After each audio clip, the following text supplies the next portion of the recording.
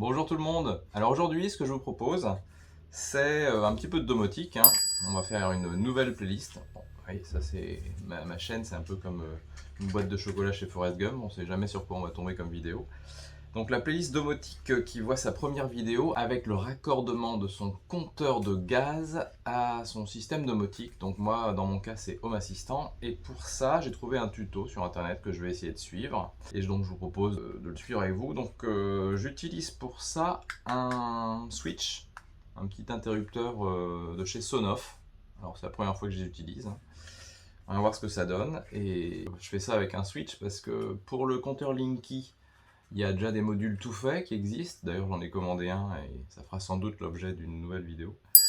Mais pour le compteur de gaz, j'ai pas trouvé. Donc, comme j'ai trouvé un petit tuto qui permet a priori de relever le compteur de gaz automatiquement avec ça, ben, j'ai commandé ça et on va voir si ça marche vraiment. Alors, avant de me lancer un petit peu plus dans le compteur de gaz avec le switch, j'ai quand même vérifié que depuis le compteur de gaz qui est à l'extérieur du logement, le switch pouvait communiquer et être reçu par Home Assistant. Donc là, vous voyez, quand je clique, hop, on voit un short release de Now. Donc j'ai essayé de faire ça dehors au niveau du compteur de gaz et ça a fonctionné. Donc déjà, première étape, validée. Et donc maintenant, je vous propose qu'on passe à la partie mécanique et un petit peu faire à souder, quoi. Bon, je sais pas si ça va marcher parce que sur le tuto c'est du Ikea et là c'est du Sonoff. Alors comme c'est pas la même chose, on va voir. On va commencer par ouvrir ce petit bouton. Alors, il n'est pas facile à ouvrir, j'ai déjà ouvert pour l'initialiser. Et il est bien costaud quand même. Mais avec un tournevis, ça se fait, la preuve, en vidéo. Donc voilà, donc on a bêtement la pile. Et alors maintenant, pour accéder au bouton, je suis assez confiant. Oh si, ça se fait bien. Voilà. Ah, voilà. On l'a eu. Donc là, on voit, il y a 1, 2, 3, 4. Et donc maintenant, avec le multimètre, ben on va regarder ce qui se passe quand on appuie sur le bouton. Voilà. Pour identifier quelles pattes il faut souder au fil, qui vont ensuite être reliées directement au compteur de gaz. Comme ça, c'est le compteur de gaz qui simulera l'action d'appuyer sur le bouton. Voilà, en fonction continuité. Et donc, ça veut simplement dire que quand je viens toucher les deux contacteurs, et bien ça fait du bruit. Donc, maintenant, ce que je vais voir, c'est si on appuie ici, ces deux-là sont reliés, ça c'est pas relié, ces deux-là sont reliés. Donc a priori c'est ce côté-là qui va être relié avec ce côté-là. Voilà, donc quand j'appuie, ça bip. Ça veut dire que quand on appuie sur le bouton, ça va faire un court-circuit entre l'étage du bas et l'étage du haut qui est avec le connecteur rouge. Ça veut dire qu'il faut souder un fil en haut ici, souder un fil en bas, et c'est ces deux fils là qui vont aller sur le compteur de gaz. Ça, si vous voulez faire ça avec autre chose qu'un bouton Ikea, ben, au moins avec le Sonoff, vous savez ce qu'il faut faire, et avec un autre, vous avez la démarche à suivre. Ben là maintenant on va vérifier que on n'a pas un court-circuit permanent. Donc si j'appuie là et que j'appuie là, j'ai pas de court-circuit. Parfait. Et maintenant on va vérifier que entre les deux soudures, quand j'appuie sur le bouton, le courant passe. Donc maintenant, bah, si je relie ces deux câbles entre eux, c'est comme si j'appuyais sur le bouton. Allez. On va faire pareil pour l'autre. Voilà. Donc là, on referme tout ça.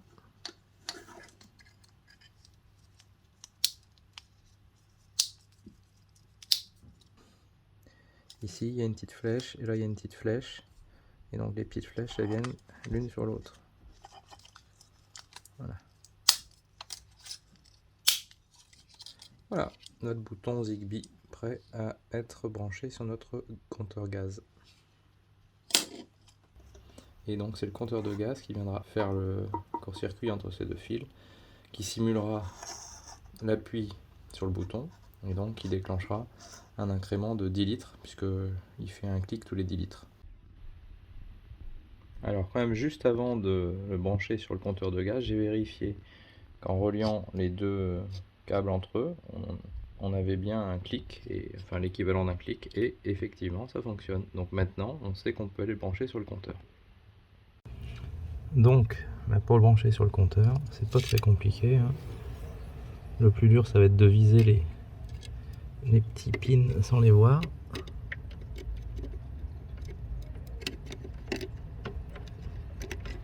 Voilà, là, visiblement, j'ai réussi à en mettre un. Et on va essayer de mettre l'autre. Bon, bah voilà. A priori, les deux pins sont mis. Donc ça, je le mets là. Alors, je vous propose maintenant qu'on voit ensemble comment on configure ça sur Home Assistant. On peut voir dans Home Assistant que le switch Zigbee qui est relié au compteur de gaz est reconnu. Et on peut voir effectivement dans le journal que les différents tics du compteur sont considérés comme des clics de ce switch. Et on va maintenant se servir de ça en suivant le tuto pour prendre en compte la consommation de gaz du compteur. Dans le tuto, la première étape, ça va consister à créer un compteur. Pour créer le compteur, on va dans Appareils et services, Entrée, et ensuite on fait Créer une entrée. Donc créer une entrée, on va dans Nombre, et là dans Nombre, voilà, vous tapez ce que vous voulez comme nom, donc relevé de gaz. Pour l'icône, on va mettre un compteur de gaz. Alors la valeur ini, ici, soit vous laissez à 0 et vous n'utilisez que la consommation. Si vous voulez faire en sorte que le chiffre de votre compteur apparaisse sur Home Assistant, vous vous basez donc sur le relevé de votre compteur et vous le réinsérez là-dedans. Donc ensuite, le maximum, vous mettez juste un grand nombre qui ne sera pas atteint par votre compteur. Au niveau de l'incrément, donc si on est un mètre cube, comme je l'ai choisi moi, on met 0,01, ce qui correspond à 10 litres. Et donc, en unité de mesure, eh bien, je mets des mètres cubes. Et donc ensuite, crée, et notre nombre apparaît dans les entrées. Donc maintenant qu'on a fait ça, on retourne dans le tuto, et on voit qu'on va créer une automatisation. Il va, à chaque tic du compteur, ajouter 10 litres, puisque un tic de compteur vaut 10 litres. Donc on va dans Paramètres, Automatisation SN, et on fait Créer une automatisation. Là, on choisit commencer par une automatisation vide, déclencheur. Le déclencheur, ça va être un équipement. Donc l'équipement, on va choisir notre tic Gaspard. Ensuite, condition, on n'en a pas, on laisse comme ça. Et action, ça va être appeler un service. Donc le service qu'on va appeler, ça va être un incrément du nombre qu'on veut faire. Donc on prend incrément et donc on choisit le compteur qu'on vient de créer, donc relevé de gaz. Et donc ensuite on fait enregistrer. Donc là, on va l'appeler, on va dire ce qu'elle fait en fait. Cette automatisation, elle ajoute 10 litres à chaque tic. Enregistrer. Et donc, voilà, on retrouve l'automatisation, celle qu'on vient de créer. Ensuite, il va falloir créer un template. Donc là, le template, il va servir à faire reconnaître notre compteur comme une source d'énergie. Donc, on copie le code que je mettrai dans la description. Alors, moi, comme c'est directement en mètre cube que j'ai choisi de mettre le compteur, je me contente de recopier en fait sa valeur. Si par contre, comme dans le tuto, vous avez choisi de mettre le compteur en litres et pas en mètre cube, au niveau de la valeur, il faudra faire comme dans le tuto et choisir la formule qui convertit les litres en mètre cube. Et donc le fait d'écrire device class gaz vous permet de l'avoir comme une source d'énergie. Donc ensuite, une fois que vous avez sauvé, vous retournez dans vérifier la config et entrée modèle, comme ça recharge le fichier template et ça prend en compte notre compteur. Donc maintenant dans énergie, on a ajouté source de gaz, on a notre compteur de gaz qui devient disponible. Pour l'instant, je ne m'occupe pas des coûts, enregistrer. Et donc si je viens dans la conso d'énergie, conso de gaz, alors là ça peut mettre un certain temps à apparaître. Bon bah écoutez, j'espère que cette vidéo vous aura plu, que vous l'aurez trouvé utile. Si c'est le cas, un petit pouce bleu, moi ça me fait toujours plaisir. En plus ça motive YouTube à partager mes vidéos à d'autres qui ne connaissent pas encore. Ouais, il paraît qu'il y en a encore, enfin bon. Et sinon, ben, si c'est pas déjà fait, abonnez-vous, hein. Ça vous évitera de rater les futures vidéos. Allez, à la prochaine.